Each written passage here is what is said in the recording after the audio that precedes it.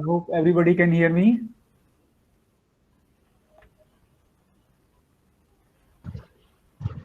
Yes, sir. Okay. Thanks for the introduction. Let me introduce myself. I did my engineering from a tier 3 college, and when I did my engineering back in 2004, I did not have any job. There were no placements in our campus, and so I even applied everywhere for FCAM off campus, but could not get any job in off campus also. So I went for a master's. I went to IIT Roorkee for doing MTech. I did MTech from IIT Roorkee, and I was placed in D. Shaw and Company after completion of MTech. D. Shaw is one of the highest paying companies in IIT Roorkee.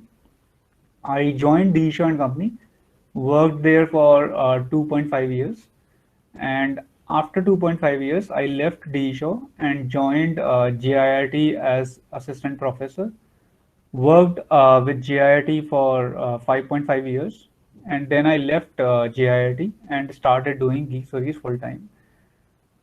When I was with D. Shaw and Company, I was doing Geeks for Geeks as a part-time activity. I was doing it as a blog, and the thing was, D. Shaw job was kind of hectic, required more time. So I decided to leave that software job and join a teaching job so that I can give more time to Geek Stories, can create more content, can review more content written by others.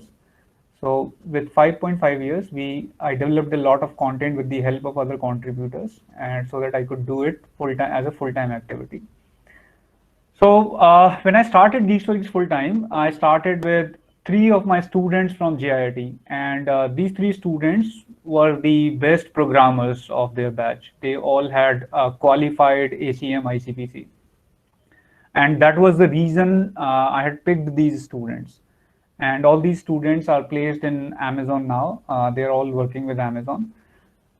These three students did great work. We created online compiler, added more features, and with time our team grew and many more contributors came online and started writing.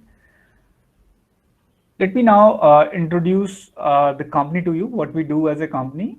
Geeks for Geeks does mainly two things. We produce a lot of content and we have courses, free and paid courses for the engineering students for placement preparation. The content that you see on Geeks for Geeks, it's mainly written by students. It's crowdsourced. All these students, engineering students across the world, they write that content. We have a review team that reviews that content, and once their content is found good, we publish it. Every student who writes content and gets the contents published gets an internship certificate from us, also get paid for every article that that student writes. And all these internships are right from home internship or work from home internships. So the whole idea of Geeks for Geeks has been for the students, by the students. We always have engineering students as a focus. And the reason for this is I have gone through a tier 3 college, a tier 1 college, and tier 2 college also. My BTech was from tier 3 college. There, the main problem was no placement at all. We had to get at least a job, right? That was the top priority. Then I went to IIT Roorkee. IIT Roorkee, again, there were problems. The system was not so perfect. Although we had more than 100% placements at that time, there was nothing like Geeks for Geeks or any other website. There was no competitive programming those days also.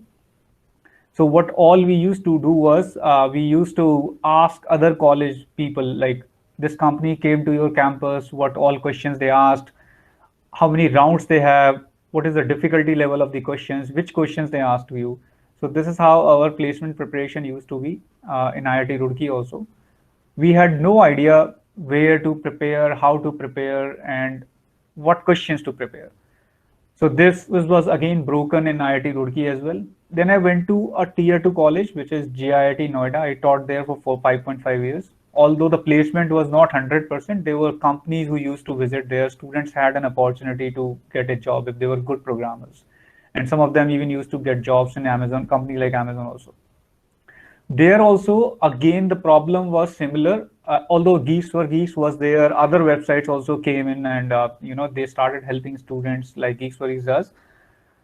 People were still not being, having any idea like in what way to prepare, right? So this way, this is was again Geeks for Geeks was helping these students, even the tier two students, and most of the consumers that Geeks for Geeks has, or most of the people, most of the students who consume Geeks for Geeks content, they are mostly tier two college students only, because they have a opportunity where they can apply for Amazon, Microsoft, and they can study in these companies, hire one or two students only. So the idea always has been around the students. We always wish to help the students. We give them internship offers. We publish their content. And how do we make money? We put ads on that content, and that content is consumed by people across the world. I mean, we visit many US-based, China-based websites in India. Geekstory is one of those rare sites which is purely Indian site and ranked very, very high in US. It's ranked around 400 in US. It was ranked around 300 also some time back, and it's like constantly ranked around 50 in India. So it's all content is mostly created by Indian students only. So this is one part of our business or one part of our company. The other thing that we did start 1.5 years back was courses. So we started courses, which since the content on Geek Stories was growing a lot, there was no proper way to start study or no organized way to start study on Geek Stories. So we started courses which provide organized study. We provide help to the students, provide the video content. So this is another part of Geek Stories we have introduced. So just for the aspiring entrepreneurs here, also, although this talk is about software job, I'll just quickly talk about something about entrepreneurship, then I'll jump to the software job preparation. So for the aspiring entrepreneurs here, I've learned a few things. Like one is perseverance. When you are building something, tough times do come. Perseverance is the key. Keep working on it. I mean, there are always situations where if you feel like, or somebody gives you this feeling that this is not going to work, don't stop working. And especially when your product is helping people. So if a product is helping people, you should not stop working. The money and other things will automatically come. So, so this is something that I've learned as an entrepreneur. Now I'll talk about coding and software job preparation. So we study many subjects in engineering, right? Some of us even have engineering drawing and thermodynamics and all those physics. And I mean, I also did engineering from UP Technical University, and we had many subjects like chemistry, physics. And out of all these engineering subjects that we study, and we study many elective subjects also in final year, right? I mean, many subjects like machine learning or distributed systems. Out of all these subjects, when it comes to job preparation or software jobs, or any company, whether it is Indian company like Infosys, TCS, Wipro, or any product-based companies like Amazon or Microsoft, 95% of the questions that they ask are from data structures and algorithm around programming, problem solving skills. So my suggestion for everybody who is looking for a software job is to get yourself really well in the data structures and algorithms. If you are in first year, don't wait for your academics to start algorithms and data structures. You can start now. Even if you are in second year, third year, final year, it's not late. Focus most of your time on making sure that you are really well at data structures and algorithms, because these are the topics every company is going to ask. Apart from data structures and algorithms, the 5% of the portion that they ask is sometimes some language specific questions like C++ specific questions or Java specific questions. These days, some high-end companies like Google, Facebook, they've also started asking some design questions. Microsoft also sometimes asks design questions. Although design questions are mainly asked for the experienced candidates, it rarely happens that they ask these questions to the freshers. Apart from data structures, algorithms, design questions, these companies also ask some computer science theory questions. So when it comes to computer science theory questions, most of the questions that they ask are around DBMS, because except programming, database is the second most used thing in industry. You need to know how to design databases, especially indexes, where to put indexes and how to use indexes, how indexes internally work. So DBMS comes next. Then they ask operating system sometimes, and sometimes network also. Now, this is the small list. Apart from these things, if you're looking for a software job, whatever else you have studied in engineering, they're not going to ask. Most likely not going to ask. Until unless you specify that I am a machine learning enthusiast or I am this technology enthusiast. In those cases, they might ask, but they're not going to ask questions on other topics, especially in the first round, which is the round where most of the candidates are filtered. When you see hiring processes of the companies like Amazon or even the company like Infosys TCS, earlier they used to ask only aptitude questions. They have also switched from this to data structure algorithm. And all the companies, they filter most of the crowd based on these contests where they ask programming questions. So most of the candidates get filtered in that round, and once you clear that round, then many times it's luck also. Like, how is the interviewer? Maybe there's some interviewer who's mainly focusing on some particular skill, and you can't ensure 100% face-to-face placement or face-to-face interview crack, but you can 100% ensure your first most filtering round by making yourself good in data structures and algorithms and probably some other topics. So data structure algorithms play a super important role when it comes to software engineering jobs. So I'll finish this talk in 5-10 minutes. Keep your questions ready. I'll be taking up questions from the audience, or maybe if there is a moderator, I'll be taking up the questions from the moderator about any doubts that you have about the placements. So when you say that you need to learn data structures and algorithms, so many times we get this question or we have this doubt. What do you mean by data structure and algorithm? Up to what extent I should learn these topics? So when we are talking about placement preparation, or when we are looking only for interview preparation perspective, we need to know only basic data structures and algorithms, not very advanced. It rarely happens that a company asks a question on segment tree or some other advanced data structure like binary index tree. Most of the time, the questions asked are based on basic data structures, array, dynamic sized arrays like vector, array list, stack, queue, linked list, hashing, binary tree, binary search tree, graph, BFS, DFS. Sorry, it rarely happens that they ask questions on desktop frames also. They go up to BFS, DFS only on variations of these questions. And then the questions that they ask are based on algorithmic techniques like searching, sorting, dynamic programming, divide and conquer, greedy algorithms, and some other techniques which are not there in academics like prefix sum, window sliding. These are the most of the topics where the questions are asked. You might be unlucky on a particular day when an interviewer asks a question out of these topics. These are the mostly topics where these companies focus on. So you just need to make sure that you are good at these things. So how do you ensure that you are good at these data structures and algorithms? See, when we are talking about basic data structures like cell balancing, binary search tree, hashing, linked list, array, what all we need to know is what are the time complexities of different data structures and where they actually fit in.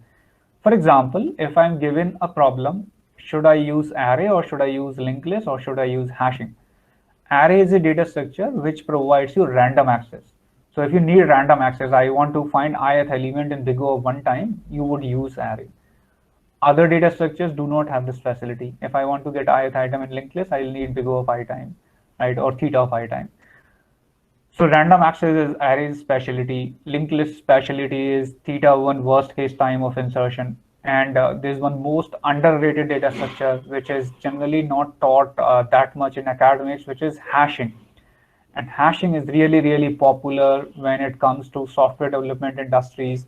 I mean, I have worked in D-Joint company, and I also manage the software team of Geeks for Geeks. I don't do software development, but I do interaction with those guys regularly. And hashing is really the most used data structure after arrays industry.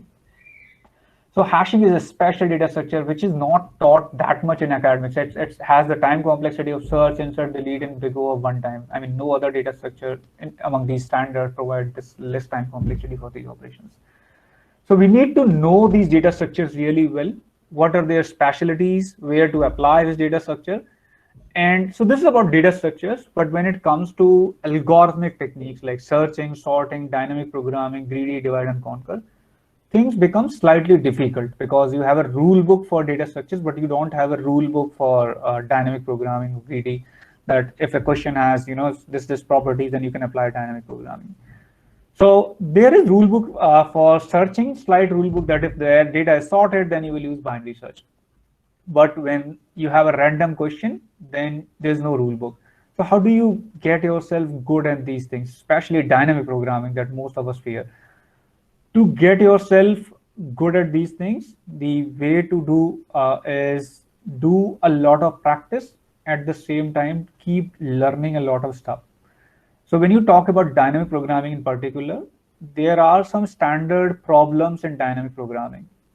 There are problems like knapsack problem, longest common subsequence, longest increasing subsequence, and some more problems, which are standard problems. And if you see these standard problems, and if you have coded these standard problems yourself, and you have seen variations of them, you are more likely to crack DP questions, because most of the DP questions are around these standard problems. They take a standard problem, create variations around it. For example, longest increasing subsequence, which is about finding the increasing subsequence, longest increasing subsequence in an array, a subsequence which is also increasing, and the longest length. Now, if I change the question, if I say how many minimum elements to be deleted from an array so that it becomes sorted. Now, this is a clear variation of LIS problem. You need to find LIS, you need to subtract the length of LIS from the total length. So this is how we get good at DP. We need to solve lots of problems. We need to look at algorithms of lots of standard algorithms. We need to implement these algorithms ourselves. I will again re-emphasize this thing. Whenever you're studying data structures and algorithms, it's fine if you have to take a look at the algorithm written by somebody else, but don't look at the code. Until unless you code a problem yourself, you don't understand the statalities behind this particular algorithm. And once you have implemented yourself, then look at the code written by experts. That's how you learn, right? I mean, this is how I code. I write so many extra characters. I don't use these shortcuts. I do use these extra variables. That's where you learn your mistakes, learn from your mistakes, right? Once you solve yourself, and then you look at the code written by an expert. And most of the competitive programming websites, they allow you to look at the code written by the top rankers. So this is how we learn algorithms and data structure. This is what is required for software placement for most of the companies. So I'll end my lecture here, and I'll probably take questions from you guys. I'll take one by one question from you guys.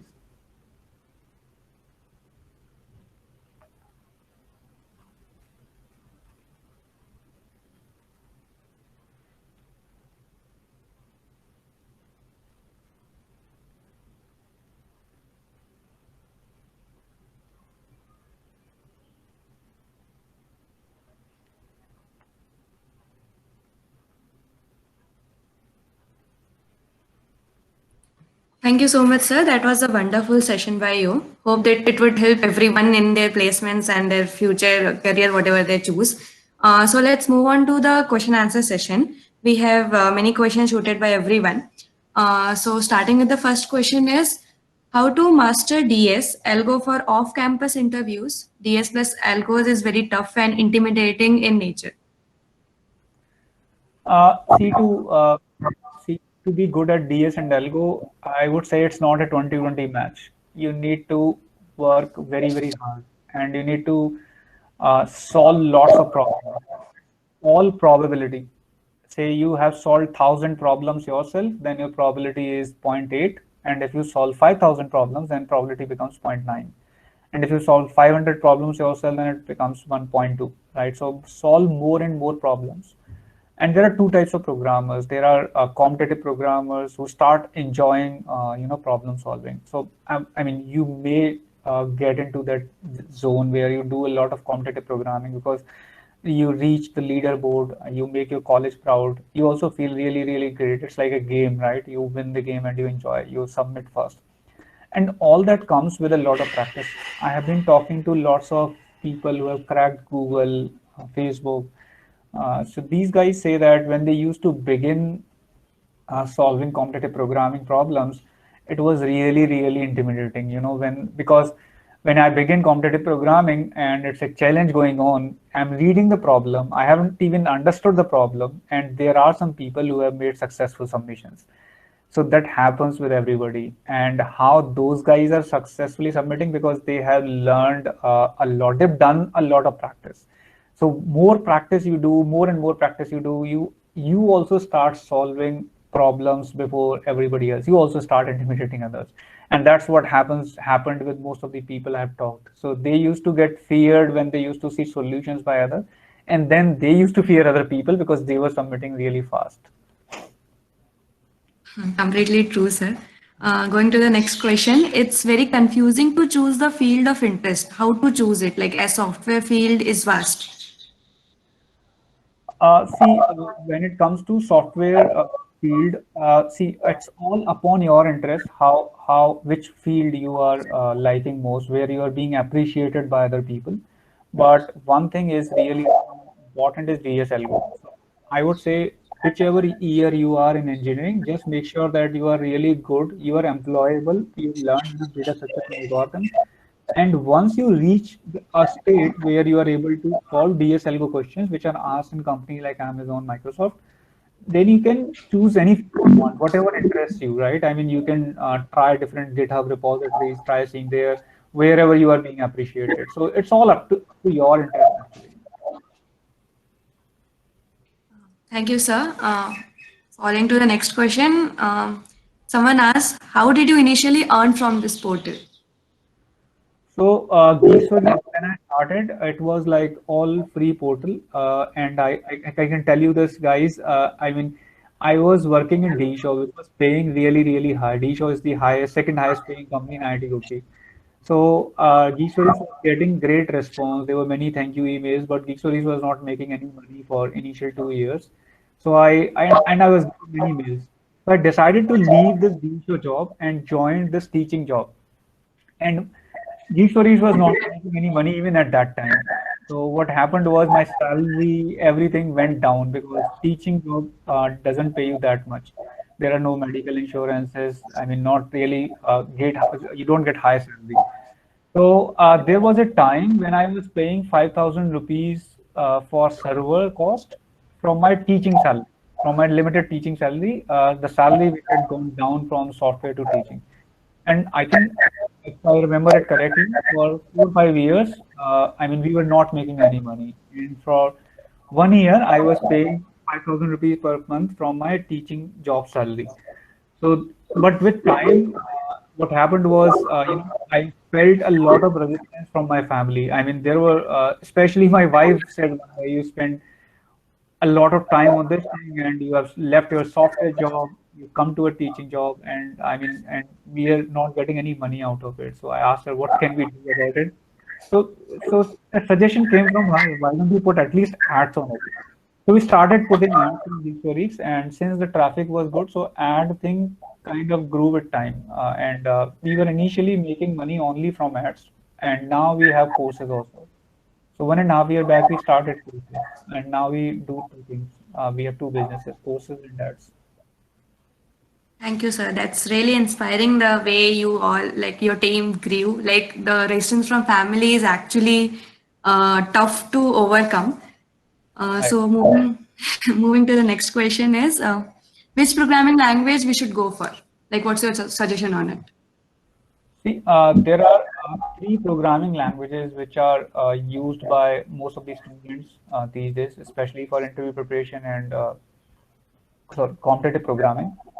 The languages are C++, Java, and Python. So my personal recommendation is to use Java because Java is still the most used language in the industry. And from especially for the people who are experienced, those who are freshers, those who are students, for them, they can either choose C++ or Java for interview preparation competitive. I mean, I would not recommend Python because there are many companies who do not allow Python in their online rounds. Many competitive programming sites do not allow.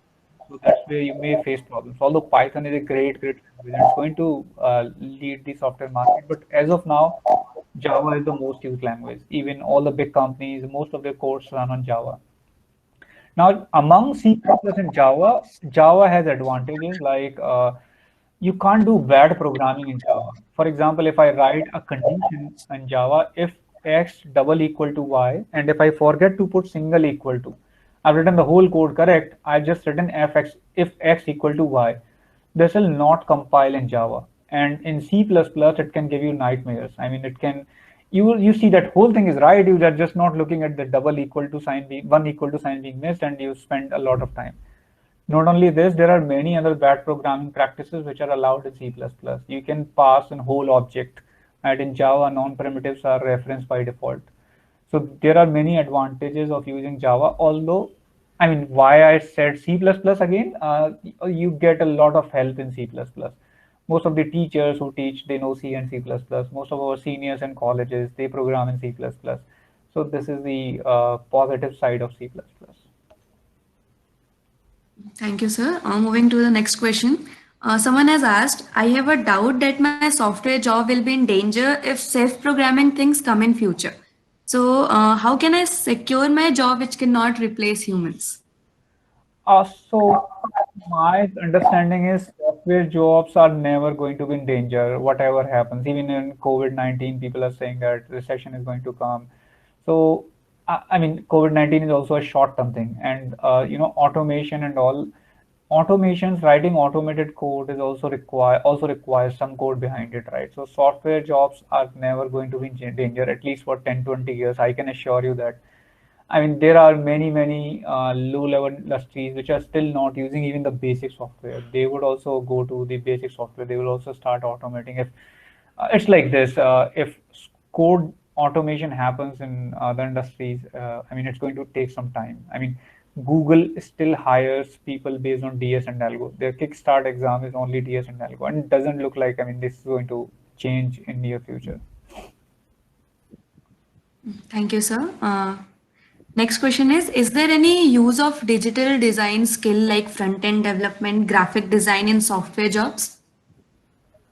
Okay, so my understanding is the most important thing is DSLGO. Once you are good at DSLGO, once you are sure that you are employable and your ratings on competitive programming sites is okay, and then you're able to crack interviews, then you can choose whichever field you like. For example, if, I mean, there are companies working in every domain. There are companies who are doing app development. There are companies who are doing web development.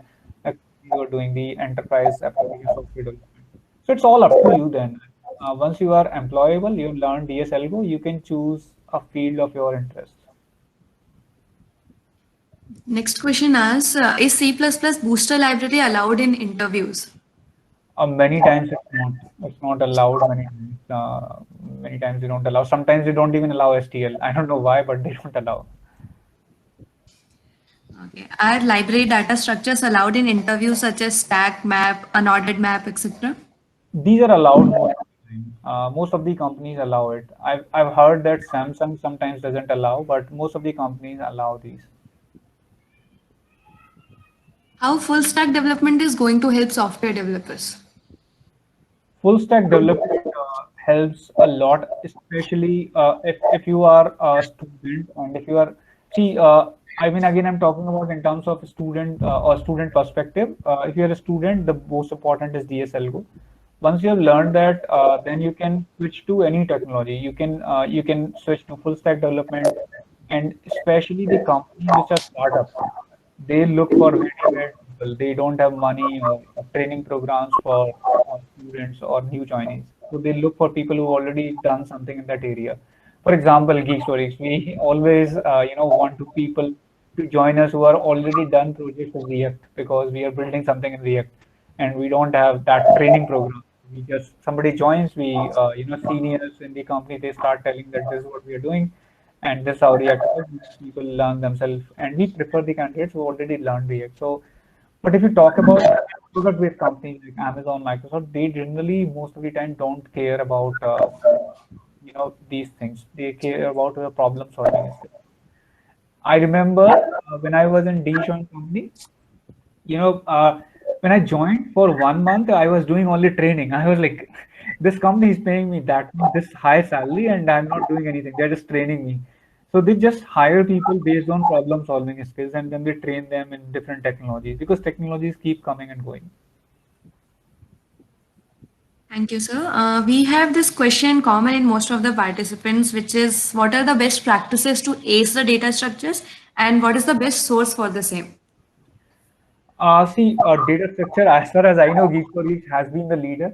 We have all the things available on Geek4Geek, whether it is courses or practice or DS Algo. But again, if Geek4Geek can help you up to certain level when you are a beginner or you just looking for interview preparation.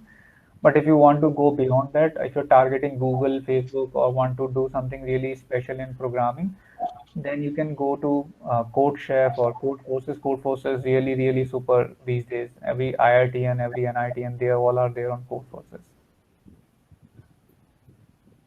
How important is competitive programming for higher education? For higher education, especially if you're going for MS, again, when company like Facebook and Google, they come to your campus in foreign university, they are also going to ask DSLGO. They also ask DSLGO questions. But I'm not sure. Like when it comes to exam for higher education admission, they don't ask that tough programming questions. They ask only English. GRE test is there, which asks about other things, not that much programming. Okay, next question is so related to the present scenario. What about placement scenario post COVID-19? So, there's definitely going to be a recession. It's clearly visible. Things are going to bad, but they're going to be bad in short term only. So some things like this keep happening. I remember 2008, there was this total slowdown in US and across the world, but people were still getting jobs. So if you are good, you are going to get job for sure, especially third year final year students. And it's a great opportunity for us to upskill ourselves because the competition is going to be tough. So we need to work harder. We are going to upskill ourselves, and we are going to be the best batch in software company because there'll be tough competition. I mean, and if we really upskill work ourselves and crack that competition, if you reach a company, you will probably one of the best persons in that team. So do work hard on programming skills. And again, this is just a short-term thing. This will just go away in some time. And many people believe that this is going to be good for India. Seeing all the hatred for China among all the Western countries, among all the other countries, I mean, many companies might shift to India and it may turn out well, but for short time, it's definitely not looking good. Thank you, sir. That was really inspiring and helpful suggestion for all of us here. Next question is someone asked, what is the scope for starting my own software and web services company? Web services company is really tough. So if you if I understand, web services companies are like Amazon, AWS, and all. They are really big. But if you're looking for a normal website-based company or anything, then you can start anytime. You have your friends, your students, which are available, the kind of time you have, and the kind of in situation is this. Always you can take advantage of. You can build something around COVID-19 or something because this can also be seen as an opportunity. So if you're a student and if you have an idea, you can always start it. You can start it even now. So just build a product which is usable by people, which is helping people. I mean, and don't make a super big product like I'll make a Google search engine or Amazon AWS because that's not feasible for students to do. Just make maybe a very small project. Like, I mean, I can give you an example of these stories. Initially, it was just a blog, right? Which was just having something which was not anywhere else. So just make a very small product or anything which is usable by 5-10 people. Once 5-10 people use it, they'll give you feedback. You can improve it based on their feedback and make it usable by more and more people. So just make any product which is helpful for the people. Initially, the number of people will be less. Take their feedback carefully and keep improving the product. I mean, you as students have the best time. I mean, so you can build something. Sure, sir. Next question is, which most of the first year and second year students have, is what kind of project should we work on, like to start and to gain knowledge and gain experience? Project that keeps changing. I mean, you can look around GitHub. You can see all the projects where others are working. But I mean, these days the focus is going to be more on machine learning and more on parallel algorithms. So it's like this. I mean, if you talk about 90s, people used to talk about internet, that internet is going to be the next big thing. Looks like 10 years down the line, machine learning is going to be what internet is today. So if you are looking from that perspective, like I want to be futuristic, I mean there is a short-term goal which is getting a job. For that, which is a goal for most of us Indians, right? I also had this goal that I should be getting a job. For that, you need DSMB. But if you're futuristic, you are looking for something to build a project which is a future project, and machine learning is the thing that's going to happen in 10 years. It's going to happen on the internet. Thank you, sir. Next question is, what technology should we concentrate on? Uh, Technologies, I mean, they keep changing. So, I mean, I won't suggest any particular technology that you just learn this thing because when you reach final year, the technology may change from first year. It keeps changing at that rate. But again, these days, the job market has more requirement. I mean, if I talk about our Geeksway software development, we always look for people who know Django and React. I mean, these things are the most used, and I mean, there is a trend on Go language as well. Go language is also being used a lot and looks like the future language for especially web services, right? So web development. So these are the things that I'm aware of. These are the used things. I mean, we are switching from old software development stack to Django and React, and there are many companies switching to Go as well.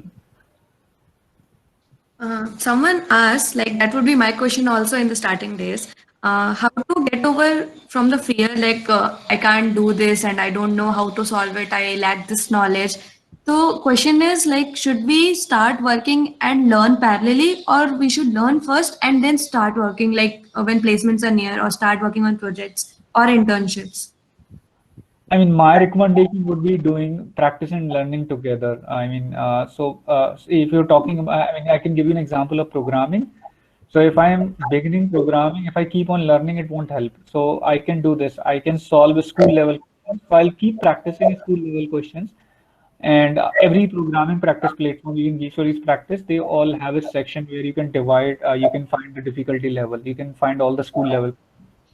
So you solve the school level problems if you're a beginner and learn sorting, searching, DP or something. And when you are learning, just look at the algorithm and code them yourself. So learning plus practicing, I think that's my recommendation in general. Thank you, sir. In dynamic programming, most of the solution requires recursion. How do we think about the recursive solutions? Recursion and dynamic programming, it's really tough for everyone. I mean, it has been tough for me as well, and I mean, everybody finds it. So it all comes with practice. I mean, requires lots of practice. I mean, and it's never a 2020 match or never a thing that you can learn overnight or somebody can give you a formula. I mean, it all is going to take a lot of time, solve more and more problems. I mean, that's the way to go about DP and recursion. Next question is, how is the performance of an individual measured in corporate world? Uh, when you are in corporate, see if you are in a startup, especially like I can tell you examples of Geek Stories or whatever company, you need to think in terms of what entrepreneur is thinking. Like if I am in a company and what company owner or what if you're in a big company, what my manager should be thinking about right now. don't just do this. If manager says you do this and you do that, don't be like that. That's not going to make you grow. Just think that way. What all projects my manager is working on, or my entrepreneur is working, what all is going on in the company, and what he might get into the shoes of your manager. That's what I would recommend. What are the problems he is facing? So do your job. If you are good in programming or problem solving, you can solve the job assigned to you very quickly. Now, rest of the time, if you want to grow in the corporate, get into the shoes of your manager or your CEO, and then see what problems he might be facing, and then try to think of solutions of your problems. And just in your free time, just suggest to your solution. Maybe shoot an email that, hey, I feel like these are problems we are facing, and I think we can do this or that. And just keep on suggesting or keep on exploring more what all is happening at the higher level in your company. I think that can make you grow, because if you think at the higher level and higher of higher level, that you reach the higher level also.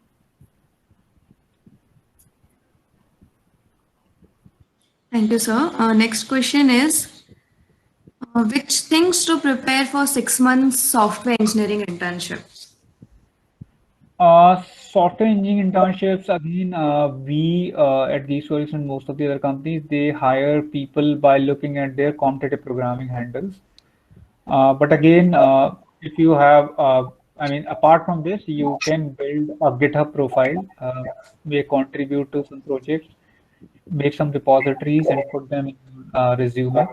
And if you are targeting some set of company, just look at the technologies they are working on and problems that they are solving, and build projects about those problems. Someone asks, what do you suggest, GTAE or competitive programming? See, competitive is the top priority. If we want to be on the safe side, if I don't want to be an entrepreneur, I don't want to be tech savvy or somebody who's futuristic like machine learning. My top priority is getting a job. That's what most of the Indians have. Then DSLGO and competitive programming is something that is the safest option. If you are ranked above 5 star on CodeChef, or if you are ranked high on Codeforces, you can actually negotiate with the companies. You can tell them that I have these, and you will get offers. You will get offers from many companies, and you can in fact negotiate that I am a good problem solver. I have another offer of the salary actually. So competitive programming, DSLGO is the most required thing these days. Okay, we have a nice question. Being a machine learning enthusiast, do I need to focus more on DS and algo while sitting for placements?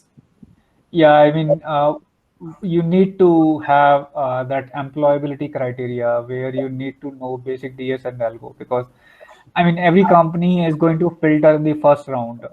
So you might be really, really great at machine learning, but you won't get chance to showcase your skills if you don't clear the first online round.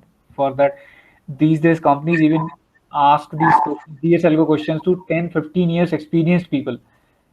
We run offline classes in Noida, and there are people who come to classes who are 10 years experience. There were people from Wikipedia, some company, I don't remember the exact name. So Expedia, there were people from Expedia, people from Amazon. These guys came to our classes, Expedia, Samsung, Amazon, because they wanted to get into better companies, and these companies still ask DSLGO even after 10 years. So getting your fundamentals strong on a time complexity basic DSLGO is going to help you in the long term also. How important is to learn MySQL along with DSA? So apart from DSLGO, database is the second most thing that you need to know from your academics. So when it comes to interview preparation, apart from DSLGO, they ask the database most of the time, because database is the most used thing apart from problem solving in companies. Every company has a database, and they need people who can do indexes in databases, who can design database tables really well. And earlier days, in my days when software development used to happen, they were database administrators, specific roles. Those people used to set up indexes for us. But things have changed now. Now software developers, they do all the stuff. They do design indexes, they do design the databases, they do software development as well. So apart from DS Algo, they asked DBMS a lot, and MySQL queries is, SQL queries is part of it. And I mean, third thing comes OS, operating system, and then network. And I think beyond these academic subjects, they don't ask many things. I mean, so these are the most asked topics. Next question dedicated to is how to be an intern in Geeks for Geeks. So Geekly has two types of internships. One is work from home internship, where you just need to go to contribute.geekstories.org, and you can Google also how to be a content writer at Geek Stories. You just write two articles, and when you are beginning on Contribute, you have a section pick an article where we have provided the topics also which are not there on Geek Stories, and we are looking for people to write. So you can pick two topics from there. Write article. When you're writing article, just make sure that your content is not copied from anywhere. It's well formatted. It is correct also. Correctness is the most important thing. And if all these criteria satisfy, then your article is reviewed and published. And once your two articles are published, you can just send an email to careers@geekstories.org. Hey, my two articles are published. Just send me the offer letter. So they do some basic formalities and send you the offer letter. Then you can start writing, and you will be paid for every article which is published. So this is right from home. Next is in-office internship. So when it comes to in-office internship, we don't have many internships for the software development role, because software team generally they prefer the experienced people or people who can join full time. So we have limited opportunities there, but we are always open to the people who are top rated on the competitive programming websites. If you are above 5 star Code Chef, or if you are doing really great on Code Forces, you can always send your resume to careers@geekstories.org, and we have vacancies in problem solving, in TA-ship of courses. You can be a TA in the courses that we run on Geek Stories. You can actually, I mean, if somebody is super great and has taught other places, you can even be associate mentor also, where you can help us in taking doubt sessions of the classes. Thank you, sir. Someone asked if CTAC is a good option after engineering. I'm not sure. Like, I mean, in our days, CDEC was not considered as too much reputed job when I was doing engineering, but these days I'm not sure. What is the future of MER in technology? MERN, I'm not sure. Not this term. I'm really sorry. Okay. What is the scope of VR and AI in future? These things are going to be the future for sure. Machine learning, VR, AI. I mean, it's the same as internet. In 90s, people used to ask the same questions. What is the future of internet? All these things. And the same thing is going to happen in these areas. I mean, 10, 12 years down the line, these things are going to be like everywhere. In the first round of placement, do they ask direct questions from DSA or they ask competitive questions like in Code Forces or Code Chef, etc.? So if you talk about Amazon, which is doing the most of the hirings in India, they ask direct questions most of the time. Ask simple direct questions. Even in the face-to-face interviews, they ask direct questions. That you are given a binary tree, how will you find the width of it, height of it? I mean, not height. Height is very simple, but questions like this. And some companies like Samsung and I mean some more companies like Coordination, they ask some questions based on stories. So it varies from company to company. But Microsoft, the companies which do most of the hirings, they ask.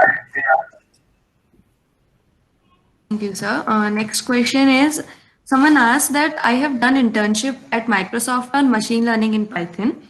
How is it going to help in my placements? It's going to help a lot. Somebody who has cracked Microsoft internship process is definitely has something, right. Any company who looks at your resume and sees that this guy has cracked. So if you're someone who has cracked the screening process or interview process of Microsoft, Amazon, you are good. I mean, because they check for many things. They not only check your programming skills or problem solving skills, they check other human things also, like how is your attitude, how do you behave in different situations. They have all these kind of rounds. So, I mean, that's a big plus for anybody who has done internship in Amazon or Microsoft. Thank you, sir. We have the last question of this session. What are your thoughts on system design and what's your suggestion to prepare it? System design is not asked much from the freshers. I mean, they don't ask it from the people who are just graduating. They might ask basic questions like how will you design a lift, and these questions are also not asked by many startups or companies. Like these questions are generally asked by top tier, even to companies like Google, Facebook.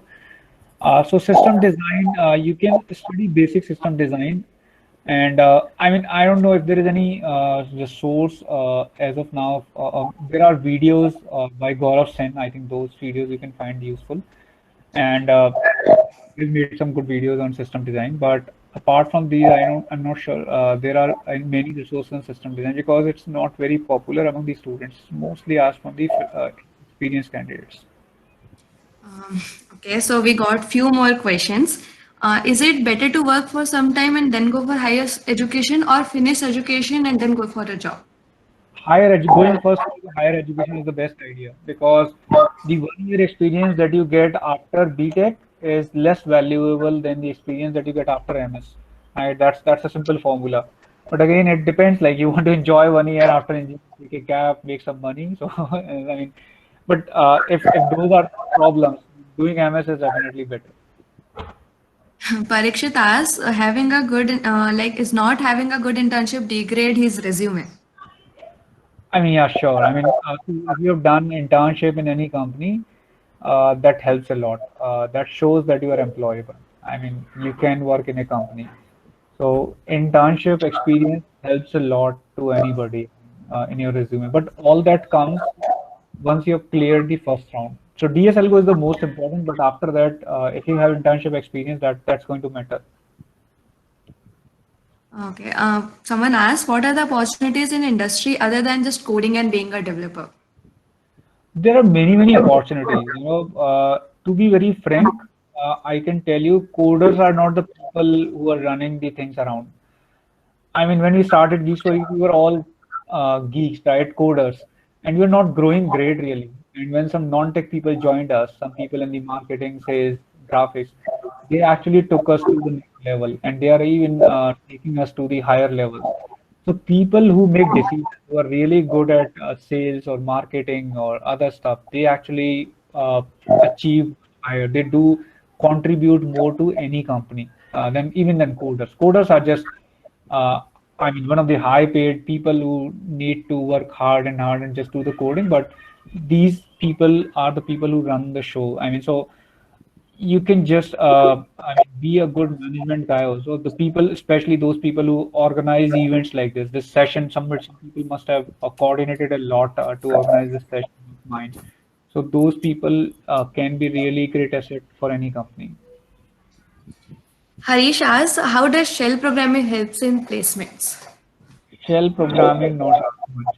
Shell programming, I don't feel like it's asked much. Okay. Someone asked, I'm weak in coding.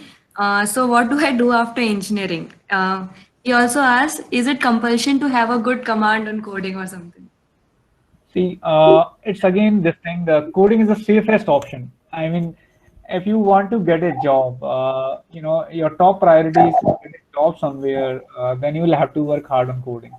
But if you want to take a slight risk, okay, I have decided that I can't do coding. So there are some people who decide early in their future that I can't do coding. I mean, I'm not going to succeed even if I work hard and get a job. I'm not going to be a good software engineer. They can actually leave coding also. I mean, don't just go for the safe option. You can try different management courses, try whatever you like, and just do internship maybe in a company. And that's just say if you like event management, for example, you can join a startup, maybe a startup created by IIT students or some NIT students, join them and say that I don't need any salary. I'm here to help you only.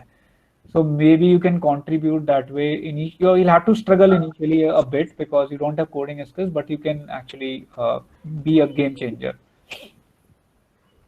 Thank you, sir. We would be taking our last question for this session, which is what is the future of Django and React.js? They are a lot. There is a shortage of React developers. I mean, every company these days, and most of the companies are looking for React developers. So React is a very much required skill. Although we have many students who do Django development who work on Django, but React is something which is, I mean, kind of required in most of the industries, and they don't have many people. And the problem is many times industries look for experienced people only. That's where the problem arises. But React is Django are going to be needed in at least I mean, for some time. Thank you, sir. I guess we can finish the question answer session and can move to rapid fire questions because we have exceeded 1 hour. So I'll ask Rubini to ask the few questions we have prepared for you. So over to you, Rubini. Yes. We have few questions, sir. The first question is, how are your quarantine days going apart from your official work? So I got a lot of opportunity to teach my kids. I am teaching my 6-year-old how to read English, how to read Hindi. I never did that. I never got time for this. My parents are also living with me, so I'm really enjoying it. I mean, I'm working and then spending time with family. Oh, that's really great. Okay, moving to the second question. What is the driving force of your work from home? So I've just learned over the times. For example, I stopped switching on the TV at all because once you switch on the TV, there are many things on TV, news, Netflix, Amazon Prime. So I don't even switch on the TV. So that's one thing I've learned. And so if I don't have time, I just rest for some more time and then again start working and then maybe spend some time some reading something, but don't switch on the TV. Oh, really great, sir. Thank you, sir. Okay, third question is, can you share your IIT days experience with us? So I see. I did BTech from IIT. So BTech from a private college and from a UP Technical University college. And when I went to IIT Roorkee, and since GSS, I guess, is also affiliated to UP Technical University. Let me tell you, I was among the first batch of this university. Before this, we were having our local university. So it was really, really tough for us. We were having the first exam of UP Technical University, and papers were being sat by IIT professors. They were checked by IIT professors, and most of us had backlogs. I remember in my batch there were 87 students in my class, and our director used to come and ask, "Who are those 5 students who did not get any backlog?" So I used to always happily raise my hand. And when I went to IIT Roorkee, it was actually really, really easy. IIT Roorkee I found really easy because it's a university. So the people who are teaching you, they are going to set up the question paper. I found academically and everything in IIT Roorkee really, really easy compared to the BTech exams that I used to have. And I enjoyed most IIT Roorkee days. I mean, I did not enjoy BTech because I was really, really, reading a lot, doing a lot of studies just to crack GATE exam or just to do something. But in IIT Roorkee, we knew that we are going to have more than 100% placement, and companies are going to come and they are going to hire us for sure. So it was really, really great. I mean, we rarely used to have food in mess. We always used to go out regularly. That's really a great thing, sir. Thank you for sharing your experience. The fourth question, who is the motivator for you in your life, sir? So I don't follow any particular one person. Whenever I get time, I read. I always watch videos of other entrepreneurs. I watch multiple of them. I mean, I don't follow any particular person, and I learn because everybody has something to teach or something which we can learn. So I follow many entrepreneurs. I watch their videos. I mean, there are many in the list. Okay. So moving to the last question, what will be your advice for our participants to beat competitive programming? Just keep working hard, guys. I mean, I'll again say this third time, it's not 2020 match, it's a test match. You need to spend a lot of time and start enjoying it. It's game also, right? Those who are gamers, they are going to enjoy competitive programming really a lot, and you are going to make your college proud. Once you reach above an IIT student in a contest or other higher college in the contest, you really feel proud. You make your college also proud. Okay, thank you, sir. Thank you. That was really a great session.